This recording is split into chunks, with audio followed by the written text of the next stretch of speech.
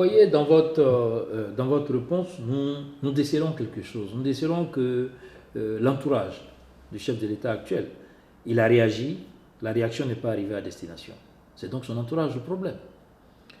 L'entourage a toujours été un problème pour le président de la République. Je ne pense pas que ce soit nouveau, l'entourage qui... vous savez, le président de la République du Cameroun est victime de son propre entourage. Ce n'est pas...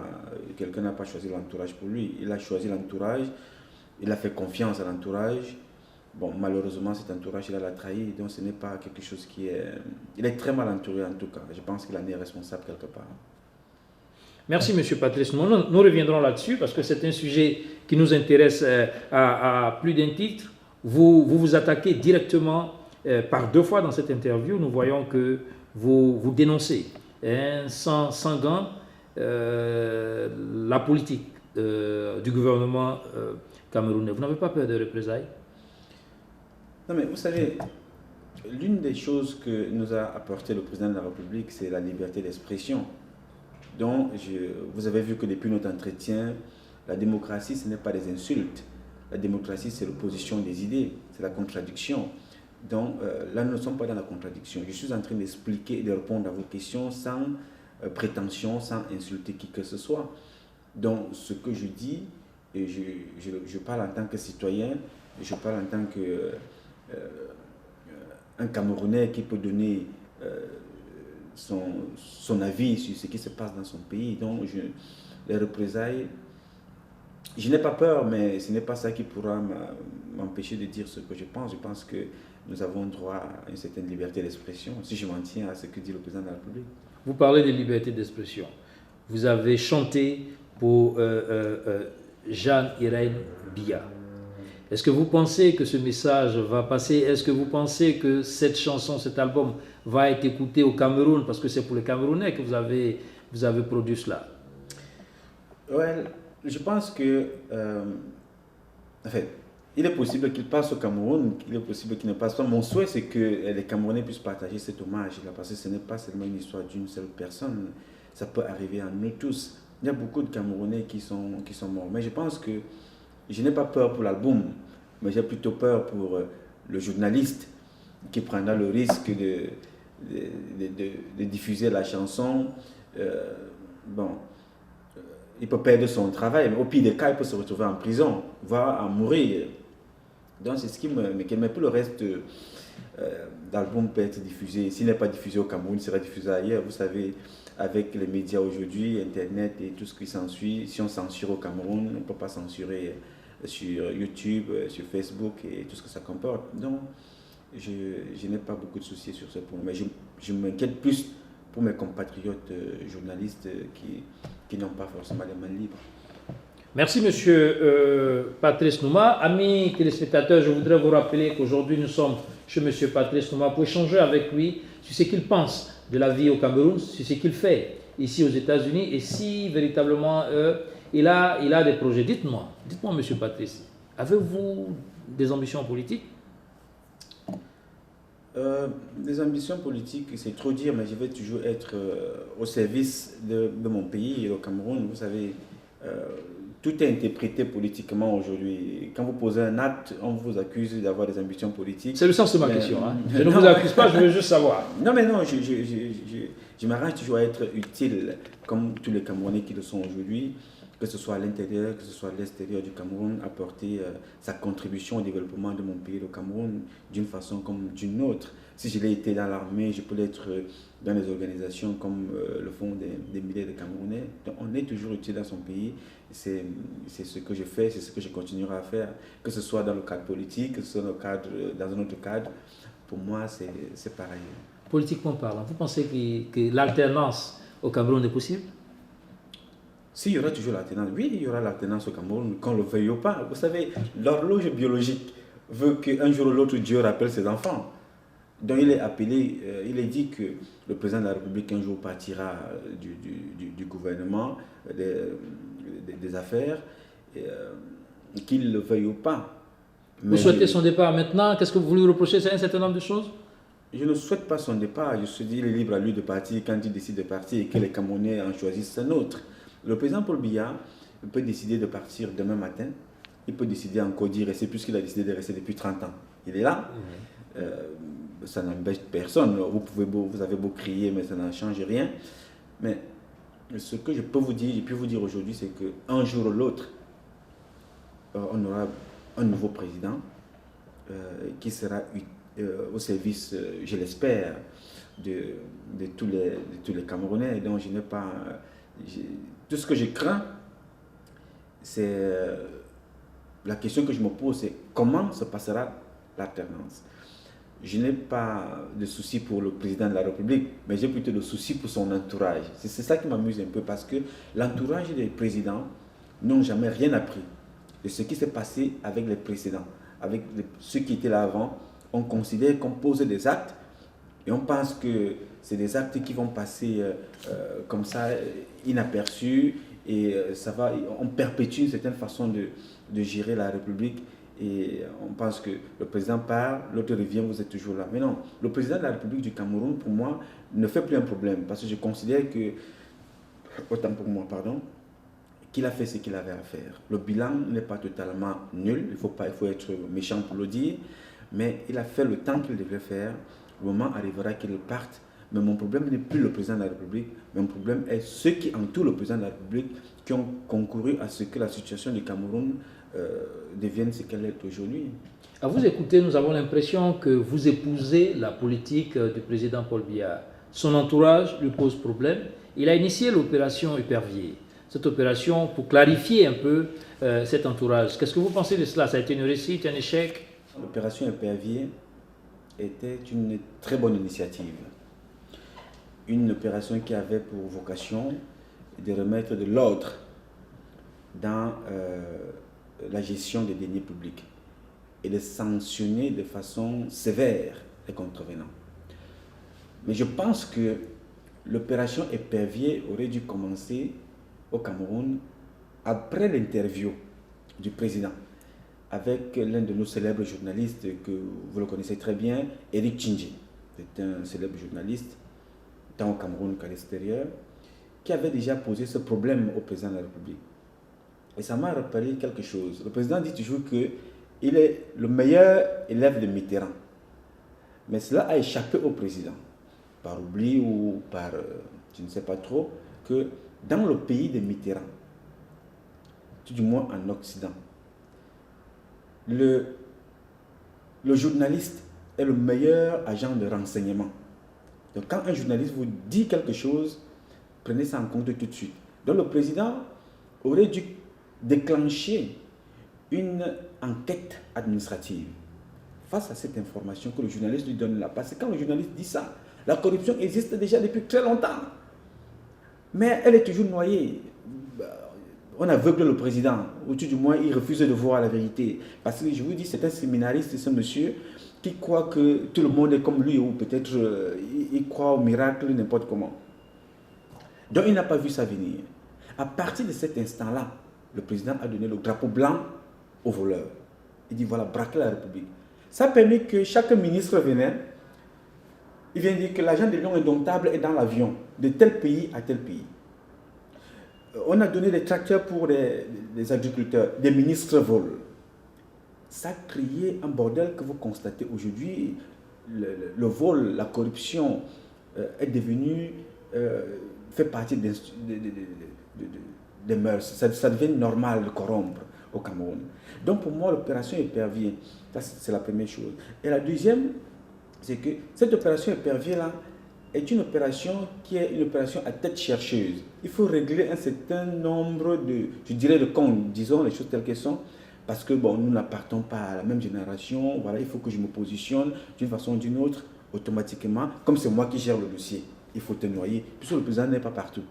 C'est des gens qui traitent et qui lui rendent compte. Maintenant, on prend les gens, n'importe comment, on les met en prison. On ne peut pas mettre tout le monde en prison. Ou alors, il faut libérer tout le monde. Parce que les véritables voleurs sont à côté du président de la République. Ils sont là dans son bureau. Il suffit d'ouvrir la porte comme ça, son voisin du bureau, il est là. Donc, il faut commencer par là. Donc, vous prenez les gars, vous mettez en prison. Vous avez les Atangana Mabara. Ce monsieur-là a été condamné. Et la justice l'a blanchi. Mais Le jour où ce monsieur doit sortir de prison, les magistrats ont disparu. Il n'y a personne pour signer le lever d'écrou. Vous imaginez ça dans un pays moderne. Il y a la démocratie, la justice doit être libre, elle fait ce qu'elle veut. Mais malheureusement, on condamne quelqu'un qui se retrouve en prison, blanchi par la justice, mais ne peut pas sortir de prison. Vous pensez que les juges subissaient en ce moment des pressions venant de l'exécutif, c'est cela? Vous savez, il y a un magistrat camerounais, il s'appelle Mouel, je pense, qui avait déjà dénoncé l'ingérence de l'exécutif dans le judiciaire. Ce n'est pas nouveau. Et ça se voit. Quand vous prenez des personnes comme ça, vous les mettez en prison, et d'autres ne sont même pas encore jugés pendant des années, ça crée des rancunes énormes. Vous voyez-vous? Ça crée des rancunes. C'est-à-dire, même si ces gens sortent de prison aujourd'hui, mais vous croyez que ça va se passer comme ça? Ça va continuer. Ça casse des familles, monsieur. Vous êtes en prison, votre femme, les enfants se retrouvent comme ça, abandonnés à eux-mêmes, avec la pression, avec le déshonneur que ça comporte. Je reviens sur le mot déshonneur. Le déshonneur que ça comporte, l'humiliation. Vous vous retrouvez en prison pour des choses que vous n'avez pas faites. Parce que la justice, c'est notre protection. Donc si la justice vous blanchit et que vous soyez toujours en prison, ça veut dire quoi?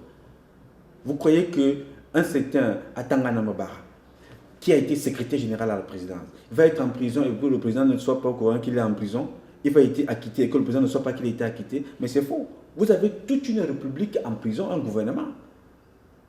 C'est-à-dire, ce qui reste maintenant au gouvernement, c'est d'avoir un président en prison. Nous avons déjà un en fait qui est en prison à l'extérieur, Amadou Idjo, enterré là-bas au Sénégal. Mais vous avez un premier ministre en prison, vous avez les secrétaires généraux, vous avez les directeurs de société. C'est tout un gouvernement qui est dans cette prison. Mais malheureusement, on se rend compte que c'est une prison, c'est une opération épervier qui a des yeux. C'est-à-dire qui n'est pas là pour mener une justice objective. Si on mène une justice objective, automatiquement, on va arrêter tous ceux qui sont là. Moi, je dis, vous savez, cette histoire d'opération épervier, je pense que nous sommes en train de préparer une revue qui sortira bientôt. C'est-à-dire que nous avons appelé, je vais vous dire le nom, les braquages de la République du Cameroun, compte bancaire et transactions frauduleuses. Ça va peut-être aider à cette opération épervier, vous pensez? Vous allez donc... Qu'est-ce qui va contenir ce document? Ça ne pourra pas aider le président actuel. Ça va aider le président qui viendra. Parce que le président actuel, rassurez-vous, il ne contrôle plus rien. Dites-moi, vous dénoncez avec beaucoup d'énergie la gestion du président actuel. N'a-t-il pas un élément positif dans son bilan de 31 ans de pouvoir? Je vais revenir sur votre question. Je vais vous rappeler que ici, ces documents dont je vous parle là, nous avons réussi à entrer en possession depuis que le président de la République vient aux États-Unis, depuis pratiquement des années.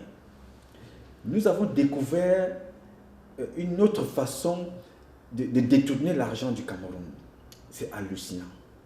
Et le Cameroun, je ne sais pas s'il y a un pays riche dans le monde comme le Cameroun, je ne suis pas convaincu. L'Arabie Saoudite n'a rien que le pétrole.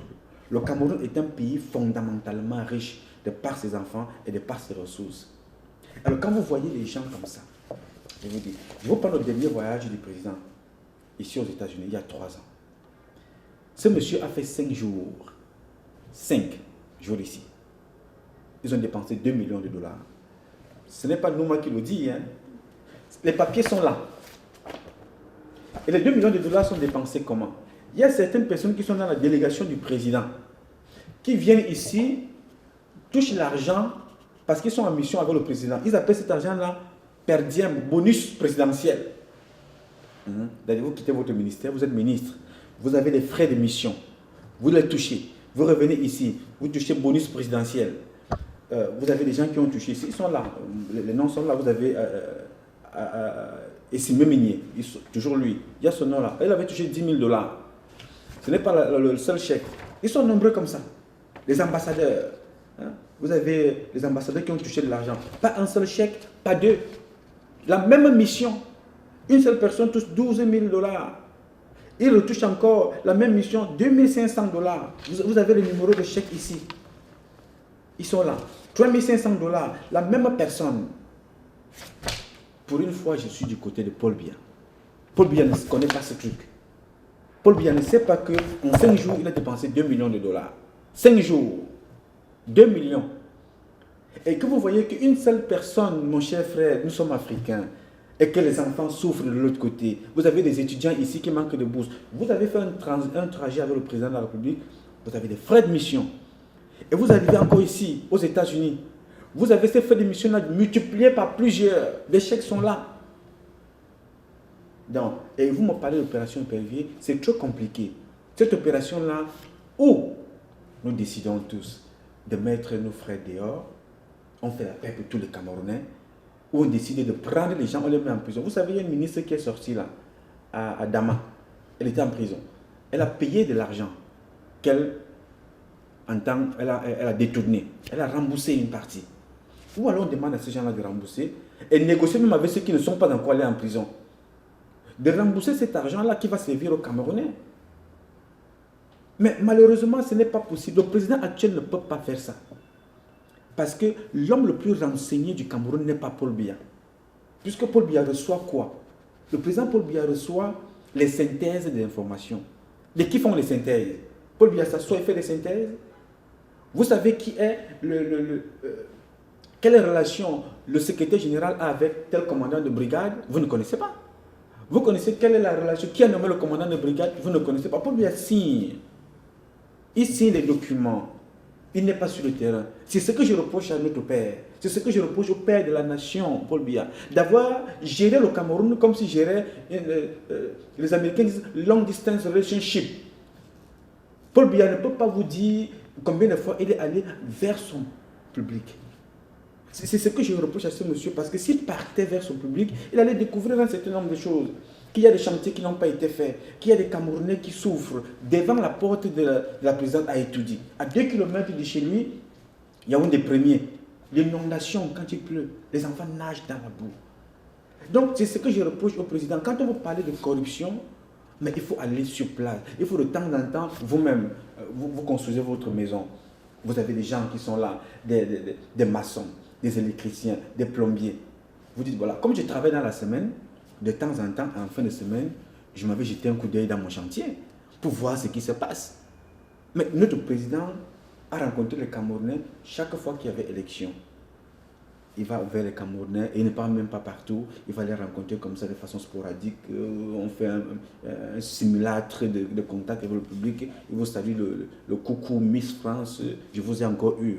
On nous revoit dans 5 ans. Donc, vous voyez, ça c'est des comportements qui ont accentué. Les gens savent que non, le président ne viendra pas. On peut lui dire tout et n'importe quoi, il ne sera jamais là. Mais vous avez vu Barack Obama? Barack Obama rentre dans des boutiques. Et vous savez ce que ça crée? C'est que les clients y vont. Le gars devient célèbre. Le peuple a besoin de cette proximité diplomatique, cette proximité politique avec son leader. Le président de la République, nous avons les résidences des chefs d'État dans toutes les 10 provinces. C'est aussi le tourisme. Si le président va passer ses vacances à Douala, par exemple, il va faire 1 semaine à Douala des vacances, au lieu d'aller à l'étranger. On n'interdit pas d'aller à l'étranger. Mais de temps en temps, il va à Tribi, il va à Douala, il va à Limbe. Ça ne va pas attirer les touristes là-bas. Le président vient souvent dans notre hôtel ici. Ça devient aussi une réputation pour cet hôtelier. Ça devient une réputation pour les gens qui sont dans l'entourage. Donc, cette distance-là entre le président et sa population a fondamentalement créé le fossé de cette corruption. Parce que les élites, les gens qui dirigent, ils s'en foutent de tout et de rien. Ils sont libres de faire tout et n'importe quoi. C'est pour ça que quand vous voyez ces documents que nous avons là, nous allons les publier bientôt. Parce que nous avons réussi à obtenir les comptes bancaires des personnes, même les comptes bancaires les plus cachés. Vous savez, ici, en Occident, rien ne se cache. Nous avons obtenu toute la filière. Et les dernières, il y a de cela quelques, je dirais, 24 ou 28 mois, j'ai informé le secrétaire général par écrit en lui disant que voici le nouveau système, ou du moins voici l'un des systèmes aujourd'hui qu'il faut démanteler. Là, ce ne serait plus l'opération épervier. Ça, ce sera l'opération Corbeau. Le prochain président, parce que le président Paul Biya ne peut pas s'occuper de ça. Parce que ceux qui traitent l'opération épervier sont à l'origine. Donc ils sont encore en poste, ils ont des tentacules. Donc ils ne peuvent pas s'occuper de ça. Nous allons garder ça. Le président partira, mais nous allons publier bientôt. Mais quand le président partira en retraite, où il décidera de donner le pouvoir, ou bien de se faire, d'organiser les élections, en ce moment-là, nous allons produire, et nous allons faire comme au Sénégal. Le président va tenir ça.